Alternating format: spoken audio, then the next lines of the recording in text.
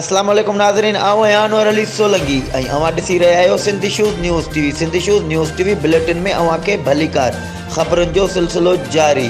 ख़बर शामिल कंदासीं मोरो खां। मोरो में सियासी समाजी सोशल ऐं टीम लंजार जे नौजवाननि 2013 जे NTS पास कंदड़ बेरोज़गार नौजवाननि जे हक़नि लाइ मोरो प्रेस क्लब अॻियां एहतजाजी मुज़ाहिरो कयो, जंहिंजी अॻुवाणी फारूक अहमद कोराई, कामरेड बिलाल डायरी, जुनैद अहमद कोराई ऐं ॿिया करे रहिया हुआ।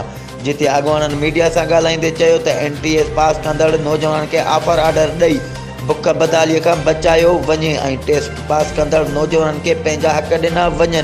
हिननि चयो त सिंध अंदरि मेरिट जी लताड़ कई पई वञे ऐं पंजाब पॉलिसियुनि समेत सिंध में धारियनि खे रोज़गार ॾेई सिंधी आवाम जे हक़नि ते धाड़ो हयो पियो वञे ऐं सिंध जा माण्हू बुख बदालीअ जे करे ख़ुदकुशियूं करे रहिया आहिनि, जेको सरासर सिंध सां ज़ुल्म आहे। हिननि मुतालबो कंदे चयो त NTS टेस्ट पास कंदड़नि खे जल्द खां जल्द नौकरियूं ॾिनियूं वञनि, न त ॿी सूरत में एहतजाज जो दाइरो वसी कयो वेंदो। ही हुयूं हिन वक़्त ताईं जूं अपडेट्स। वधीक ख़बरुनि ऐं अपडेट्स लाइ ॾिसंदा रहो सिंधी शूज़ न्यूज़ टीवी।